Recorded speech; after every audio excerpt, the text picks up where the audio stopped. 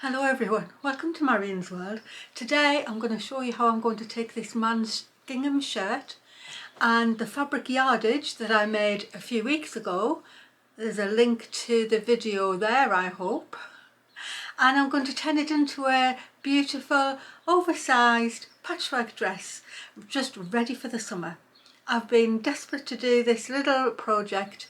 It's going to be a quick make because I've already made the patchwork fabric, so I'll show you how I did it. So I know I'll be using my lovely yardage for the skirt and the ruffle of my new dress, but I wanted something different for the bodice, and I'm modelling the dress on this yellow one that I have, and it's sort of what you'd call oversized. It just has little sleeves into it. It's very wide. This one doesn't have a tie on, but I'm imagining that the bodice would be longer than this and then have ties so I could cinch my waist in.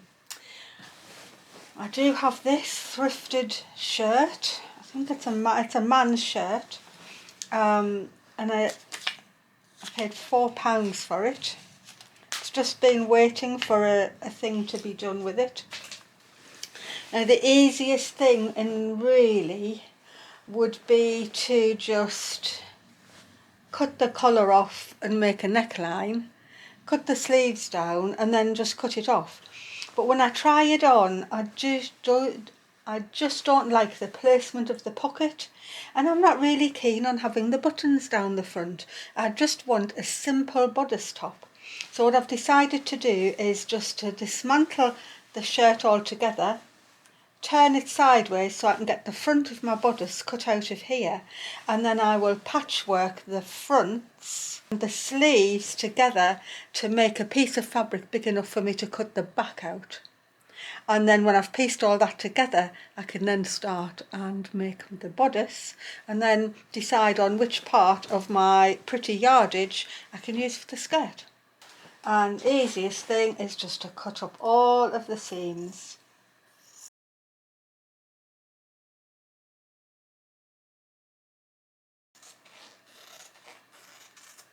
Okay, so that's the back cut out, and if I put it down and put my dress over the top, I can see just how much fabric I need to patchwork in from the other side.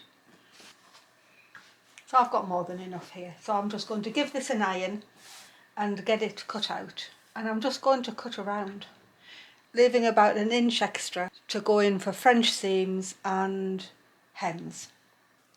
I've got all my pieces ironed that I've harvested, and the leftovers, which is just the cuffs and the button placket and the collar, that's all going to go back into my scraps because that's all good stuff for me to use, but it's not what I'll be using today.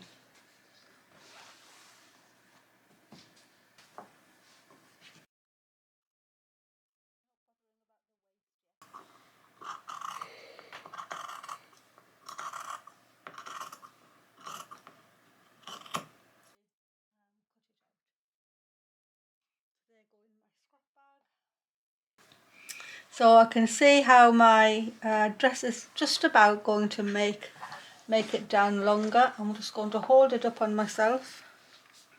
I'd quite like it to come down to here. Just held it to my waist. So I'm just going to cut along there and see whether I've got enough. So if you have a look, you can see that my fabric is just going in there. So I can do that, I can just amend that. It doesn't matter that it comes in, so I'll just take that line inwards from under the arm, and that'll be perfectly fine. That's my top. It looks massive, but it is an oversized dress, and it's obviously got the seam allowances on. So now I just need to make my sleeves and my other pieces up until I've got the same width of fabric, and I'll cut out an identical piece with a lower neckline. Now that I've got my two sleeves patched onto the front to make enough room, make enough fabric for the back, I'm just going to cut round my bodice, I've matched up the gingham the best I can, but it is a front and a back, so I think it's going to be fine. And I'm just going to cut the exact same shape out. Before I sew the shoulders together, just going to take my front and I'm just going to amend the neckline to take a little bit lower, and I just need to sort of come down a little bit, and I can always take it lower if I want. So I'm just going to go in at a right angle along those checks and then curve up to the shoulder seam. And that should make a nice opening for my head to go through, and then I won't need any fastenings. And if it's not big enough, I can make it lower if I want to. So I'll wait until I can try the bodice on before I decide whether I want that opening to be lower or not. The first thing to do is go wrong sides together, and I'm going to do a little 1/4 inch seam along the shoulders, and then press that, and then on the wrong side take another seam, and that'll be a lovely enclosed French seam. I'm going to trim it back ever so slightly so that I know that there's going to be no raw edge once I've pressed it wrong sides together and I take my next seam. I'm just trimming off the tiniest little bit. Maybe I'm leaving 1/8 of an inch. I just don't want great big seams on the inside of my dress bodice.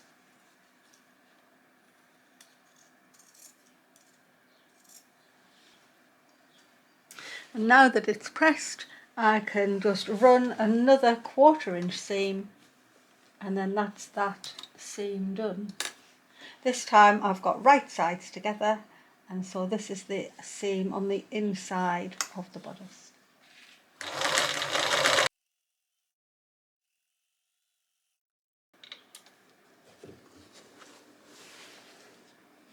And that's my seam done. So when my bodice is right side out,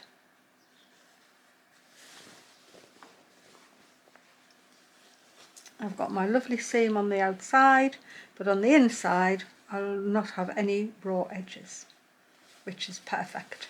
And we'll do the other shoulder the same, and then sort out the sides. The side seams done exactly the same as the shoulder seams, right sides together and a 1/4 inch seam, and then wrong sides together and another 1/4 inch seam after cutting back the original one. In these side seams I'm attaching a lovely cord to tie at the back of the dress, and this is just my homemade cloth twine, and I'll put a link into the video where I'm showing you how to make these. It's super easy and it's a really good way to use up your scraps.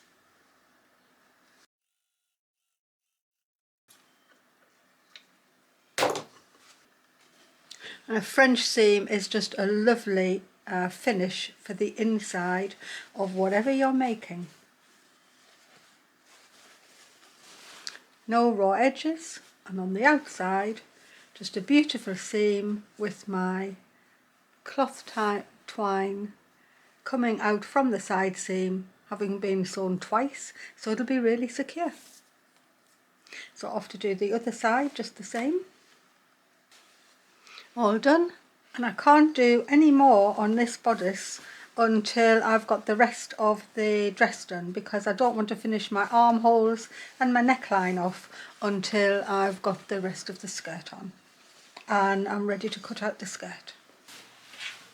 So I have all the yardage, and I think I'm not going to pick and choose. I think I'm just going to go straight in for the first bit that comes off, and I'm going to use that.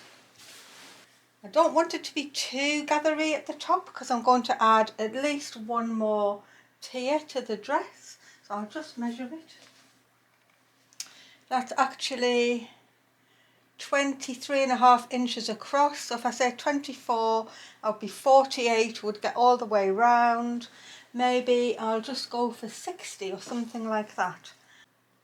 Well, my fabric with 60 inches wide, and I think that'll be all right to put a little bit of gather at the end of the bodice. And so I'm going to cut my first tier 14 inches deep, and I'm just going to cut it straight across the end of my piece of fabric. I'm just going to stay straight by the lines on the patchwork because I made sure everything was straight as I put things together. And so I'm just going to keep checking. I've got nowhere here to pull out this amount of fabric. So I'm just going to go carefully along, and I'm going to keep checking my width and following the fabric to cut a 14-inch strip right across the width of here.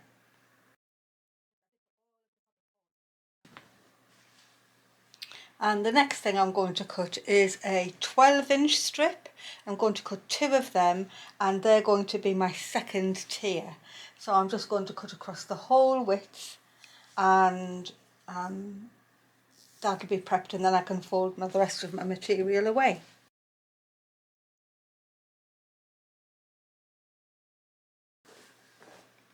I've got all the components for my dress now. There's my bodice is ready for the skirt. This is the first tier. I was a little bit thinking that the 60 inches wasn't wide enough, so I've gone and added another patch on here, just a rectangle of something else that was still in my scraps, just to extend it by, let's have a look, it's extended it by another 10 inches. And so I'm going to cut this in half because I want to insert pockets on the sides. So that's going to get cut straight down the middle to give me a front and a back, and I'll just decide which one's which.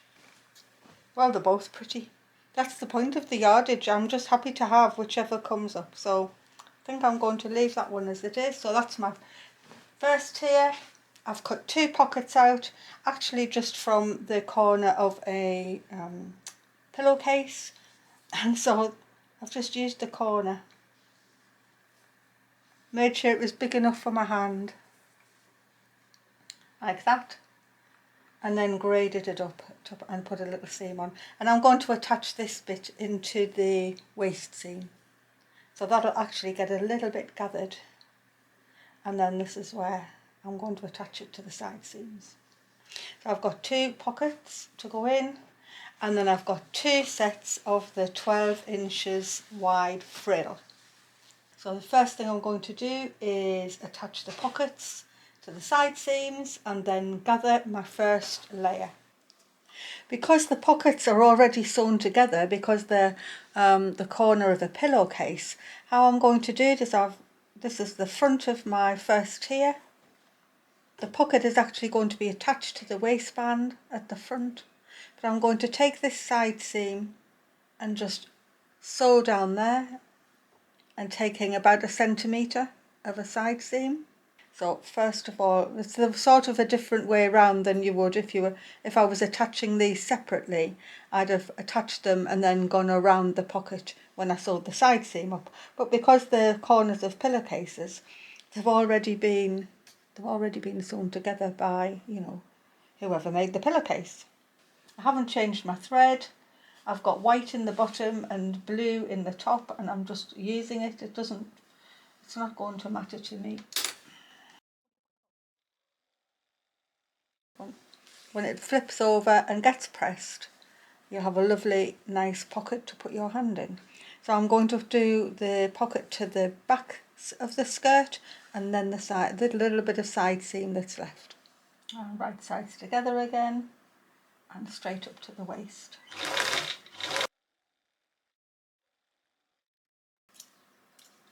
I'll just notch my skirt where the end of the pocket is to make it not crease up.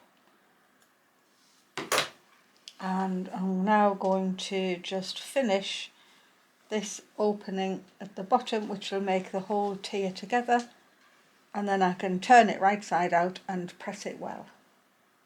In fact, I'll go from the pocket downwards, I think. And the same on the other side. The pockets are nicely pressed in, and what I've done is I've pressed them towards the front, and I've actually pinned them to the front so that there's no mistake about having the pocket where it should lie.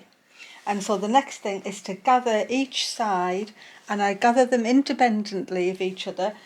I'm going to go from one pocket right across to the other pocket for the front, and then I'll do a separate gathering thread for the back. And the way I do it is a little bit different. I'm just going to put that pin a bit further down. I'm going to put my machine onto its largest stitch, and on my old Benina I have to pull out this thing so I can push it right up to the number 4. I'm going to pull out my top thread, so my needle thread, and I want it to be sort of equal to what I'm about to thread up. So I'm going to just pull out enough thread for that whole piece and a bit more. Okay, so I've got a good long thread. I'm going to start at my pocket. I'm going to put my needle down, holding on to this thread. Just going to get my needle anchored down and do a couple of stitches, and then I'm going to turn my machine to zigzag, and keeping this thread in between the legs of my presser foot, I'm going to zigzag over the top of this thread and just hold it there. So my machine is going to zigzag over the top of the thread, and as long as I keep this thread running right in between the presser foot legs, it won't get trapped or sewn down. And I'm just going to do this all the way along. Just takes a bit of care. You can go a little bit more slowly if you feel you need to.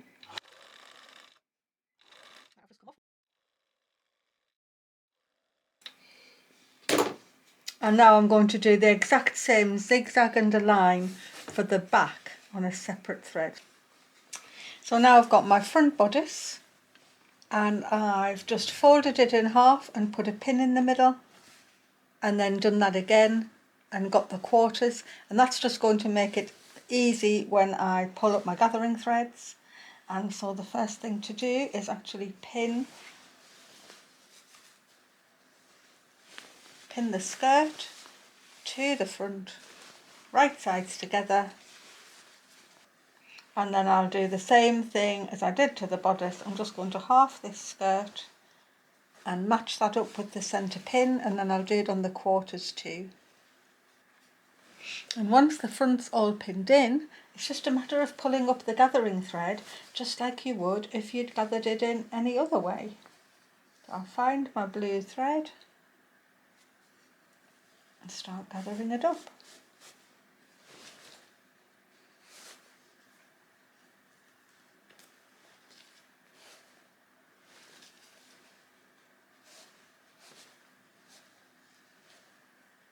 And when I've got it all nice and even, I'll sew one line down, and then I am actually using the overlocker to go over it as well. I've done the overlocker on the pocket seams too, just because I do have one. But you could just as easily just zigzag them. Okay, when I've got it settled and I think I've got the gathers up enough, I'm going to just put a pin in, and I'm going to wind the thread around the pin in a figure of 8, just so it can't pull out, and so that I keep my gathers where I want them to be. Okay, I've put a few extra pins in just to make sure it's exactly as I want it to be. And now I'm going to do just from one side seam to the other, and then I'll do the back exactly the same on the other side. I'll pull up my gatherings and attach it to the back bodice. I'm just going to start in here, making sure I don't go over that pin, that I've got my length back. I'm going to put it back to 2, and I'm going to make sure that I'm sewing underneath the zigzag. And I'll use my seam ripper just as an added tool to make sure that I don't push the gathers along and that they're just exactly where I'd like them to be. So I'm just going to slowly sew this seam.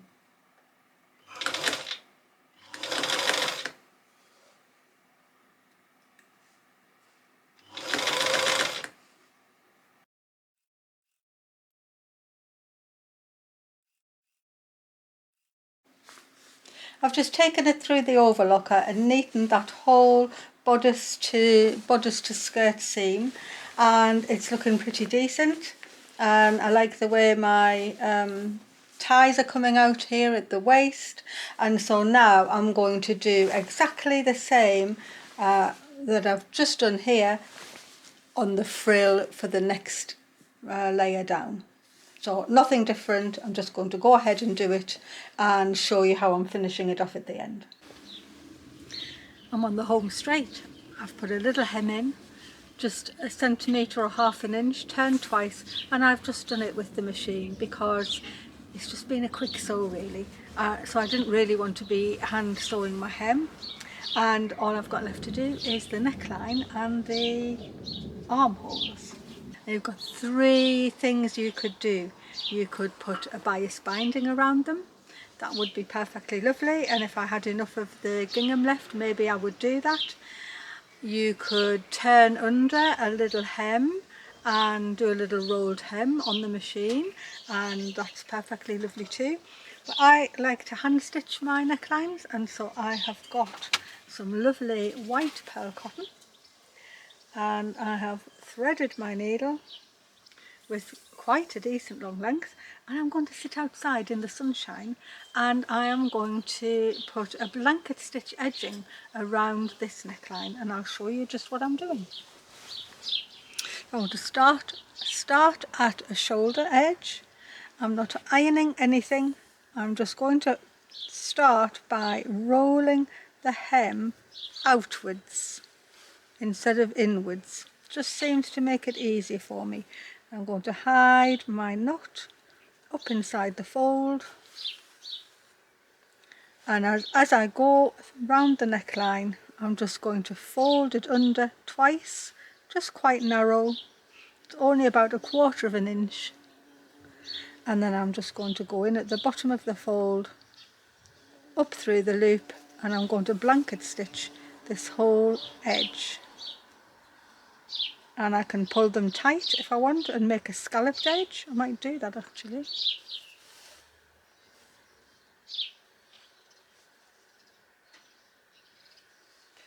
I can pull them tight, make a little scallop, see what that looks like. And I will just turn under, hold it with my thumb, and go to take my next stitch.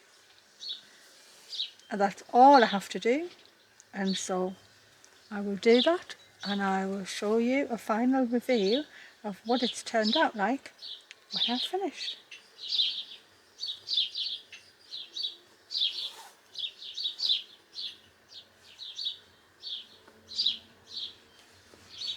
I think that's going to look quite a nice little edge. I'll try and keep my stitches as even as I can.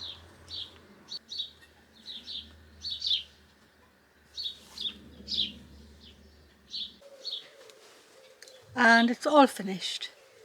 I've got a lovely little running stitch hem going through the sleeves and the blanket stitch neckline.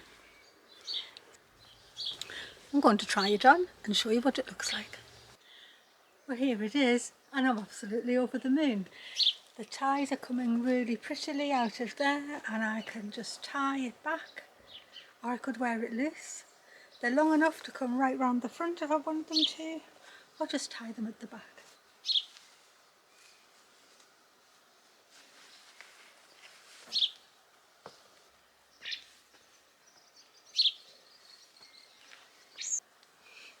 I've got good deep pockets, and I'm absolutely over the moon. The thing I might do here is add a bit of chicken scratch embroidery. I'll keep that for next week maybe, and do a little bit of embellishing here. But I hope you've enjoyed watching this dress come to fruition. The first time I've used the yardage that I made a few weeks ago, all that sewing was so useful because it meant I didn't have to patch any of this together. It was already done, and I just had to cut a strip off the bottom. I think I am going to do some embroidery on there. I feel as if I will. I hope you've enjoyed that, and I hope you will press the like button, send me a comment. If you haven't already subscribed, please subscribe to my channel, and I will see you next time when I do some more embroidery, probably on here, and I'll welcome you back into Marion's world. Bye everyone, thanks for watching.